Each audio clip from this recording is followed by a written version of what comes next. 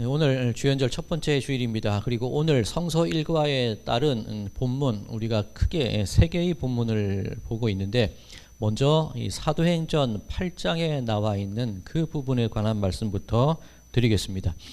사도행전 8장, 이 사마리아에 복음이 증거되고 빌립이라는 사람을 통해서 복음이 증거되고 세례가 베풀어지는 그 이야기가 나온 것이 사도행전 8장의 말씀입니다. 초대교회의 7 일꾼, 예전에는 7 집사라고 되어 있습니다. 그 중에 한 명인 빌립이 사마리아에 가게 됩니다. 그리고 말씀을 전하고 병자를 고치고 귀신을 내어 쫓은 일을 함을 통하여서 많은 사람들이 세례를 받게 됩니다. 자, 그러자 그 소식을 들은 예루살렘 교회에서 베드로와 요한을 두 사도를 파견을 하게 됩니다. 아마 예루살렘 교회에서 이 사마리아에 복음이 증거된다는 얘기를 듣고 확인을 하고 싶었던 것 같아요. 그리고 베드로와 요한이 사마리아에 도착했는데 세례는 받았는데 아직 사람들이 성령을 받지 못했다는 것을 알게 됩니다. 그리고 안수하여서 성령이 임하게 되지요. 자, 한편 이 사마리아 땅에 이 시몬이라는 마술사 시몬이라는 사람이 살았는데 이 사람도 세례를 받았습니다. 근데 이 사람이 이 베드로와 요한이 안수할 때 성령이 임하는 것을 보고 자기도 그 성령이 임하게 하는 그 능력을 가지고 싶어해요. 그래서 이 베드로와 요한에게 나에게 좀 돈을 줄 테니까 그 능력을 좀 팔아라, 그렇게 얘기를 합니다. 그로 인해서 베드로에게 굉장히 심한 그런 꾸지람을 듣게 되지요. 자, 이것이 사도행전 8장의 큰 흐름 중에 한 부분이라고 볼 수가 있습니다. 자, 그런데 여기서 이 사도행전 8장 굉장히 중요한 말씀이 포함되어 있는 말씀입니다. 이 사도행전 8장 말씀 가운데 그런 의문이 듭니다. 사마리아인들이 세례를 받았는데 성령은 못 받았대요. 그러면 이 세례라는 것이 보통 구원받은 자의 어떤 표징이죠. 구원받은 자의 세례가 있었는데 성령이 임하지 않았다? 그러면 내가 구원을 받는 것과 성령을 받는 것이 따로따로 일어나는 것인가? 그런 질문을 할 수가 있습니다. 자, 오늘 이 사도행전 8장에 있는 이 말씀을 근거로 오순절 계통의 교회에서는 우리나라는 순복음이 대표적이겠죠. 이 구원과 성령의 능력을 따로 분리해서 생각을 하기도 합니다. 구원은 받았지만 성령을 또 받아야 돼. 성령의 은사, 성령의 선물, 방언하고 예언하고 병 고치고 그런 것들이 굉장히 중요한 사역으로 순복음 내에서는 이루어지고 있죠. 그리고 한국 교회에 많은 교단들이 있는데 가만히 보면 그 여러 교회 여러 교단들이 있지만 그 근본에는 이런 순복음 계통의 이해가 깔려 있어요. 이거 옳다 그르다 이 말씀을 드리던 건 아니고 어쨌건 이 세례와 어떤 성령의 증거, 구원받은 자의 외적으로 나타나는 그 모습들이 왜 분리해서 나타날까? 그런 질문을 가질 수가 있습니다. 자, 이 순복음에서는 이 은사라고 순복음뿐만이 아니라 이 성령의 임하심을 은사라고 표현을 하기도 하는데 고린도전서 12장이 은사장이죠. 성령은 같으나 다양한 은사가 있고 여러 은사에 대한 자세한 설명들이 나와 있습니다. 그런데 이 고린도전서 12장에 보면 성령 받은 자, 하나님의 선물 은사를 받은 사람들에게 나타나는 가장 우선적인 모습이 무엇이냐, 그것에 대해서 이야기를 하고 있는 것을 보게 됩니다. 고린도전서 12장 3절입니다. 그러므로 내가 너희에게 알리노니 하나님의 영으로 말하는 자는 누구든지 예수를 저주할 자라 하지 아니하고 또 성령으로 아니하고는 누구든지 예수를 주시라 할 수 없느니라. 여러 은사 가운데 가장 우선되어야 되고 가장 우리가 기억해야 될 성령의 은사가 무엇이냐면 성령으로 말미암지 않고서는 예수님을 나의 주, 나의 그리스도라고 고백할 수 없다는 얘기입니다. 자, 그러면 또 이런 생각을 할 수 있습니다. 세례 받는다는 것, 이 구원의 세례를 받아서 구원받는 건 아니죠. 구원받은 자의 어떤 표징으로 세례를 받게 됩니다. 그러면 구원을 받았다는 건 예수님을 나의 구주로 고백했다는 얘기가 되죠. 그러면 오늘 본문에 나와 있는 사마리아 사람들은 세례는 받았는데 성령은 받지 않았다? 그러면 그들 마음 가운데 예수님을 주라고 고백하지 않는 그런 마음이 있지는 않았을까? 그런 의문도 가질 수 있습니다. 자, 일단 이 의문은 잠깐 덮어두고요. 이 성령의 가장 큰 능력이 무엇이냐? 지금 고린도전서 12장 말씀을 인용해 드리기도 했지만 제가 주보에 이 로마서 말씀을 세 부분만 제가 적어놨습니다. 이 모든 것이 하나님의 영, 하나님의 선물, 하나님께서 주시는 가장 큰 은사, 은혜가 무엇이냐?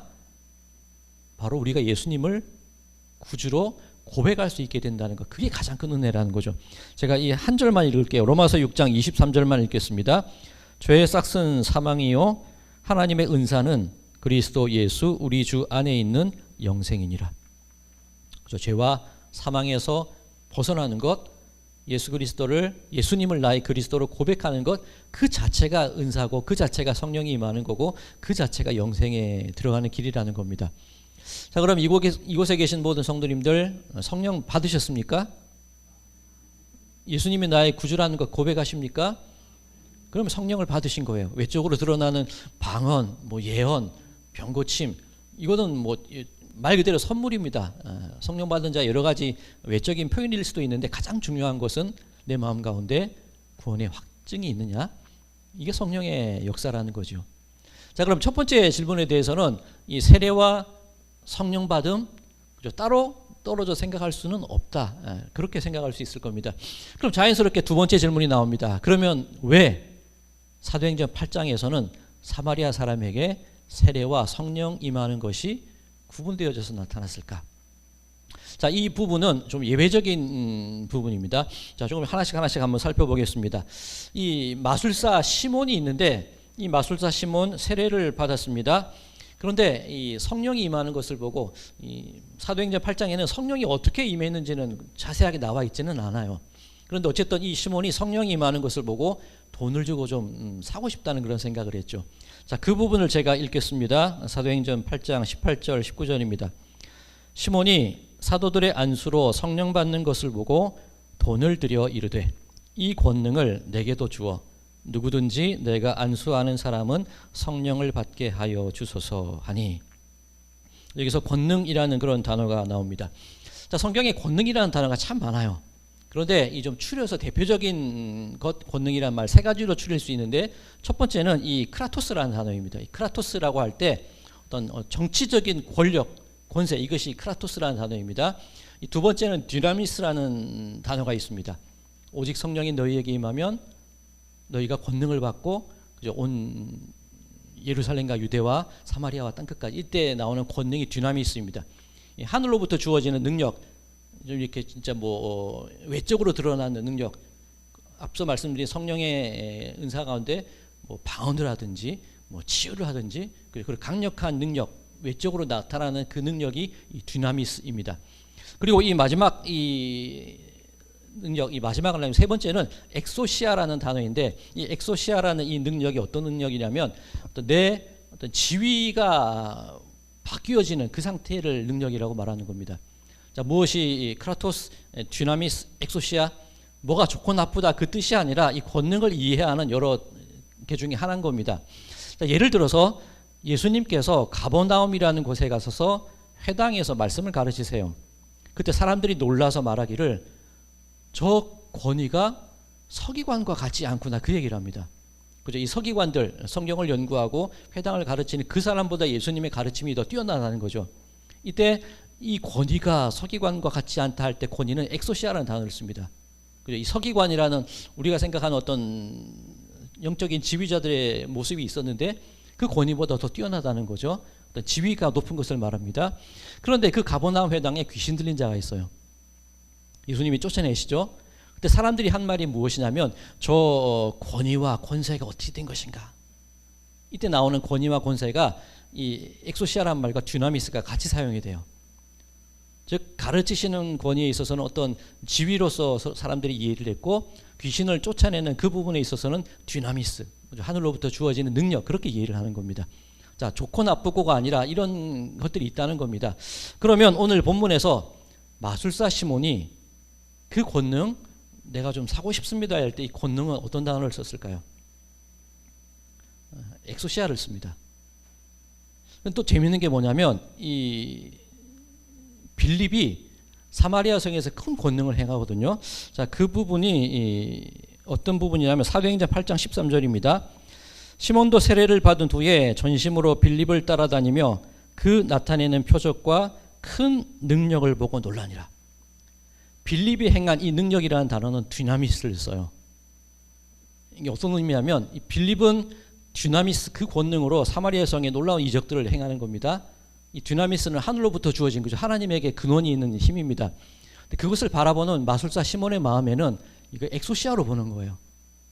하늘로부터 주어진 권능으로 그런 일들이 나타나는데 성령이 주어지는데 마술사 시몬의 마음 가운데에는 저거 어떤 내 지위의 변화에 따라서 저런 힘을 갖게 되는구나. 나도 저 지위를 갖고 싶어. 그렇게 얘기를 하는 거예요. 그러니 실제로 하나님의 능력에 대한 오해가 있는 거죠. 그래서 이 시몬이 돈을 주고 이 권능을 그 어떤 지위, 이 시몬을 표현할 때 이 사마리아 성의 큰 자라는 그런 표현이 있습니다. 내가 이렇게 명예롭고 사람들 앞에 좀 존중함을 받고 성령의 역할을 그렇게 생각을 하는 거예요. 자, 그렇다면 사마리아 성 사람들의 모습은 어땠을까? 이 사도행전 8장 말씀을 쭉 읽어보면 이 빌립이 행하는 말씀, 병고침, 귀신 축출 그런 모습을 보고 사마리아 사람들이 심히 그 성이 기뻐하였더라. 그렇게 표현을 합니다.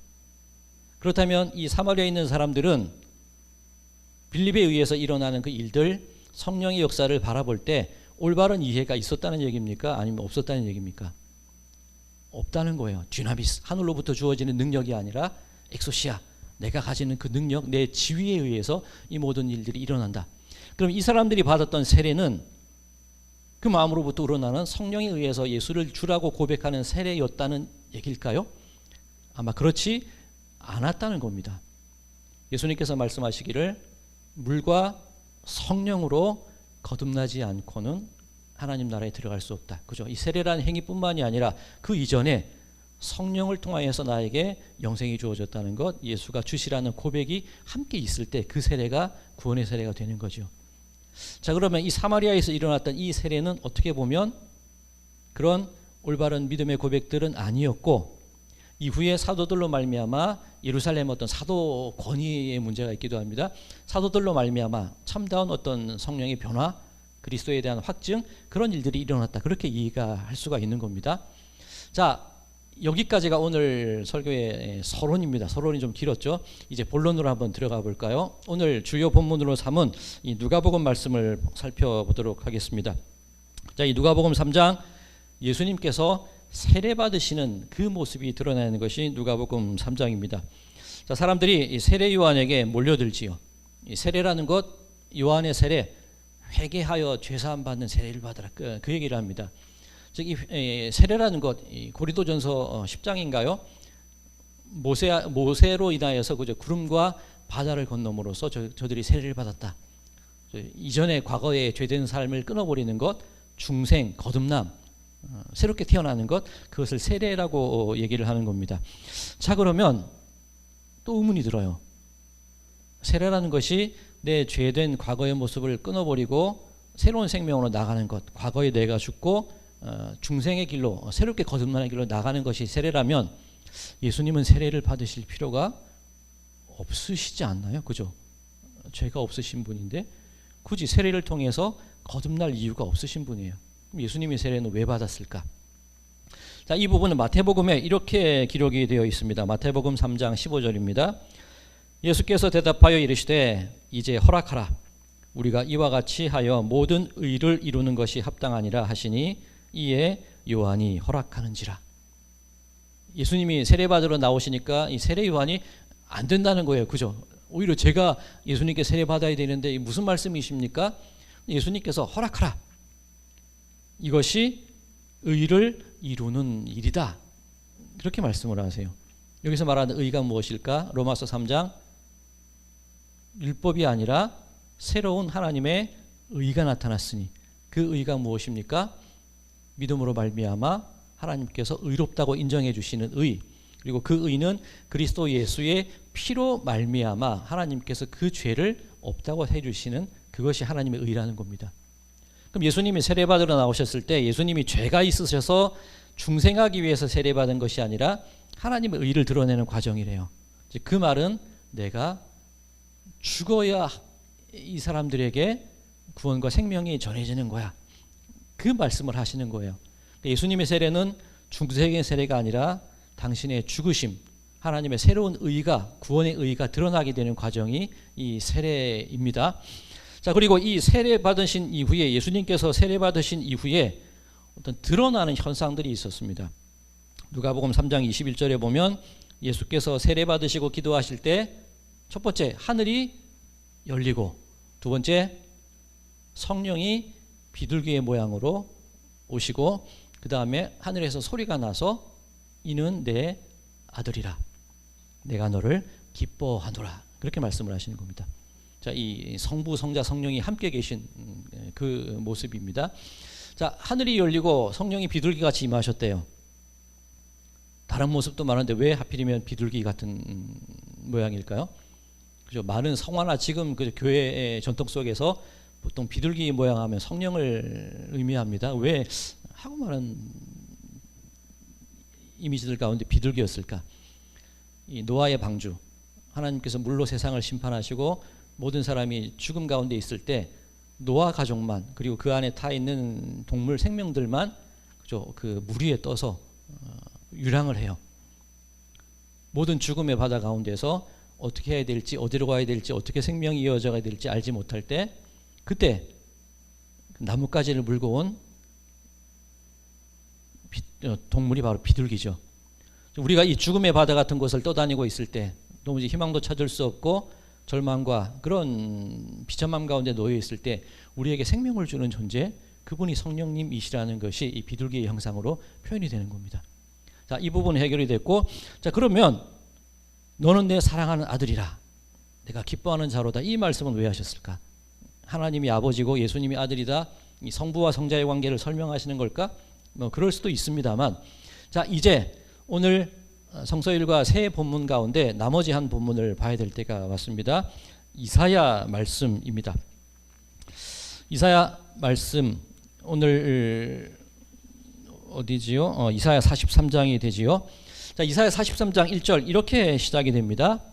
야곱아 너를 창조하신 여호와께서 지금 말씀하시느니라 이스라엘아 너를 지으신 이가 말씀하시느니라 너는 두려워하지 말라 내가 너를 구속하였고 내가 너를 지명하여 불렀나니 너는 내 것이라. 자, 여기에 두 이름이 나옵니다. 야곱이라는 이름과 이스라엘이라는 이름이 나오는데 같은 사람이죠. 야곱 이 뒤꿈치를 잡고 속이는 사람이었는데 하나님께서 그 이름을 이스라엘로 하나님과 겨루어 이긴 자로 바꿔주십니다.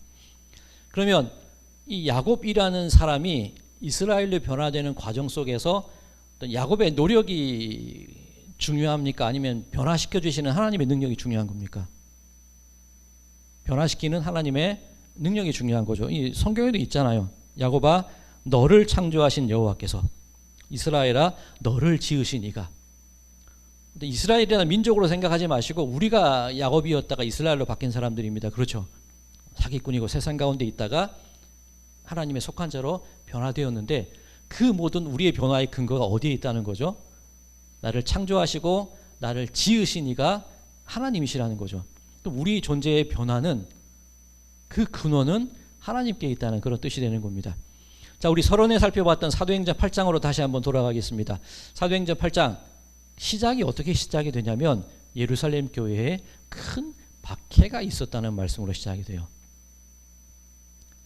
앞서 이 사도행전 1장 오직 성령이 너희에게 임하시면 dynamis가 임하시면 너희가 권능을 받고 예루살렘과 온 유대와 사마리아와 땅 끝까지 이르러 내 증인이 되리라. 하나님이 그렇게 말씀을 하셨어요. 자, 예수님이 그렇게 말씀을 하셨어요. 이 과정 한번 살펴보죠. 성령이 너희에게 임하면 큰 권능을 받고 저 마가 다락방에서 불같은 성령이 임하심을 통하여서 저들이 각 나라 방언으로 말을 하기 시작을 합니다. 그리고 예루살렘의 변화가 시작돼요. 자, 그러면 너희가 성령으로 권능을 받고 그 일이 일어나는 근거는 어디에 있습니까? 우리의 선함, 우리의 노력과 우리의 행동 때문입니까? 그 근거가 하늘에 있는 겁니까? 전적으로 하늘에 있는 거죠. 자, 그럼 첫 번째 너희가 성령으로 권능을 받으면 하늘로부터 오는 근거입니다. 예루살렘과 유대와 사마리아와 땅끝까지 이르러 복음이 증거되어야 돼요. 그런데 이 초대교회 예루살렘 교회의 모습이 어땠냐면 베드로가 설교 한 번 하면 막 몇천 명이 돌아서요. 그 세례를 몇천 명한테 줘요. 교회가 너무 잘 되는 거거든요. 이 사도들이 나갔나요? 안 나갔나요? 여전히 예루살렘에 있는 거예요. 그럼 예수님의 명령에 의해서 예루살렘과 유대와 사마리아와 땅끝까지 점점 좀 넓어져야 되는데 교회가 너무 잘 되니까 하늘로부터 내려온 권능으로 말미암아 지금 여기가 좋사오니 이렇게 되니까 안 나가요. 그때 박해가 일어나는 겁니다. 사도들을 제외한 모든 그리스도인들이 예루살렘을 떠나게 돼요. 자, 그러면 예수님께서 말씀하신 그 선교의 과정이 이루어지는 과정 속에서 예루살렘을 떠나는 이유가 이 교회, 이 성도들의 마음의 근원이 있는 건가요? 아니면 하늘에 그 근거가 있는 건가요? 야, 우리가 선교해야겠어, 예루살렘 교회를 떠나야겠어, 그 마음이 아니라 교회가 넓어지는 그 근원도 하늘에 있다는 겁니다. 그럼 사마리아 성에서 세례가 주어지고 성령이 주어졌는데, 그 세례와 성령이 주어지는 것도 사람들이 처음에 생각하기는 이것은 엑소시아야, 우리의 어떤 신분의 변화야, 그렇게 생각을 했지만 결국은 듀나미스라는 걸 알게 되고 그때 놀라운 능력들이, 믿음이 생겨나기 시작하거든요. 그럼 그 근거는 사마리아 사람들에게 있습니까? 아니면 하늘에 있습니까? 하늘에 있는 거예요. 그러면 교회가 잘 되는 것도, 교회가 선교로 나가는 것도, 사람들이 깨닫지 못하던 사람들이 깨닫게 되는 것도, 성령을 받고 예수를 주로 신하는 모든 과정들도 그 근거가 나에게 있는 겁니까? 하늘에 있는 겁니까? 하늘에 있는 거거든요. 자, 그러면 다시 오늘 이 앞서 말씀드린 이사야 43장으로 다시 돌아오겠습니다. 야곱아, 너를 창조하신 여호와께서 지금 말씀하시느니라. 이스라엘아, 너를 지으신 이가 말씀하시느니라. 너는 두려워하지 말라. 내가 너를 구속하였고 너를 지명하여 불렀나니 너는 내 것이라. 내가 구속되는 근거가 어디에 있다는 겁니까? 나에게 있습니까? 하늘에 있습니까? 하늘에 있는 거예요. 내가 너를 지명하였다. 이름을 불렀다. 내가 부름받은 근거는 나에게 있습니까? 하늘에 있습니까?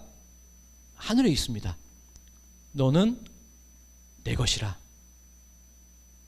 예수님께서 세례를 받으실 때 하늘이 열리고 음성이 들려서 너는 내 아들이라 말씀하시죠. 어떤 의미입니까? 예수님의 그 모든 사역들, 사람들을 향한 어떤 치유와 중생의 역사들과 사람들과 함께 동행하는 그 모든 일들의 근거가 어디에 있다는 겁니까? 하늘로부터 주어졌다는 거죠. 하나님의 영, 비둘기같이 임하는 하나님의 영으로부터 그 모든 일들이 일어나기 시작했다는 겁니다. 자, 오늘 설교의 제목을 너는 내 것이라 라고 정했습니다. 너는 내 것이라. 우리가 살아가는 삶의 모든 근거, 때로는 아플 수도 있고, 때로는 잘 될 수도 있고, 때로는 움츠러들 수도 있고, 때로는 나의 구원의 기쁨을 가지고 즐거워하며 살아갈 수도 있습니다. 그 모든 근거가 어디에 있다는 겁니까? 너는 내 거라는 거예요. 핍박이든 곤고든 환난이든 기쁨이든 소망이든 구원의 확증이건 그 어떤 것이라 할지라도 내 거라는 거예요. 너희들이 살아가는 모든 이유와 모든 삶의 방향은 하나님이 주관하고 계시다는 그 말씀을 하고 계시는 겁니다. 예수님의 세례를 통해서 하나님의 그 주권적인 역사가 드러나고 있는 것을 보게 됩니다. 자, 이 이사야 43장 계속 읽어볼까요? 이사야 43장 2절입니다. 내가 물 가운데로 지날 때에 내가 너와 함께 할 것이라.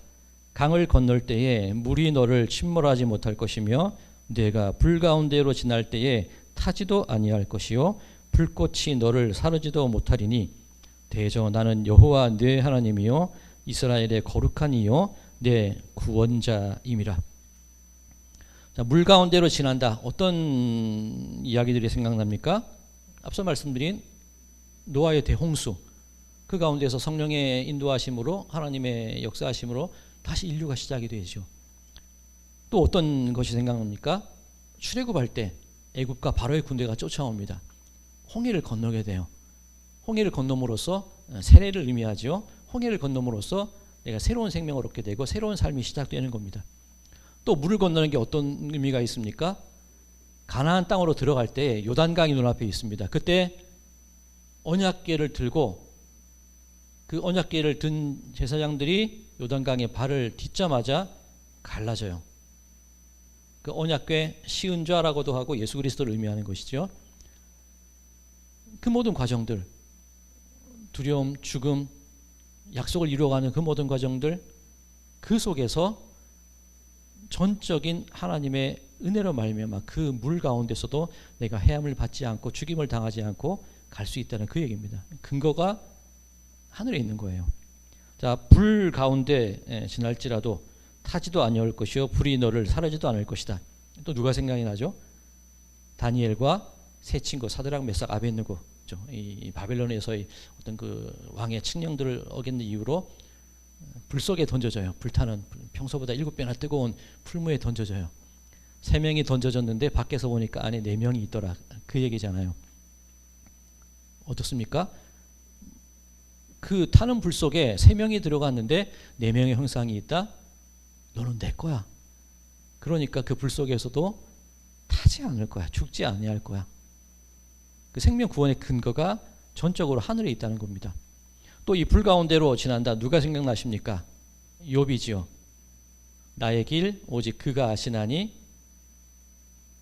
나를 단련하신 후에 내가 정금같이 나아가리라. 우리 삶을 어렵게 하는 그 환난들, 그 불같은 상황들이 나를 태워 없애는 것이 아니라 오히려 내가 정금같이 연단되고 재련되는 과정을 가진다는 거예요. 그 근거가 어디에 있습니까? 하늘에 있는 거예요. 지금 오늘 이 말씀을 쭉 볼 때 너는 내 아들이라 내가 기뻐하는 자야 너는 내 것이다. 이 말씀 가운데 들어있는 것이 무엇이냐? 그렇다면 우리가 살아가는 삶 속에서 무엇을 걱정할 필요가 있고 무엇을 주저할 필요가 있냐는 거예요. 우리가 그렇게 아둥바둥 거리는 순간 내가 이것을 헤쳐나가야겠다고 생각을 하는데 그것을 빠져나갈 수 있는 근거는 나에게 있는 게 아니에요. 너는 내 것이라 말씀하시는 하늘의 근거가 있는 겁니다. 불과 같은 고난과 어려움들, 때로는 내 불신앙에 빠지는 순간도 있고 내가 죄를 짓는 순간도 있을 거예요. 이거 어떻게 해야 되지? 회개의 몸부림을 치고 우리에게 필요한 과정입니다만 그 모든 것을 넘어서서 우리로 회복해야 하는 능력이 그 근거가 어디에 있다는 것이죠? 하늘에 있다는 거예요. 너는 내 것이라. 너는 내 것이라.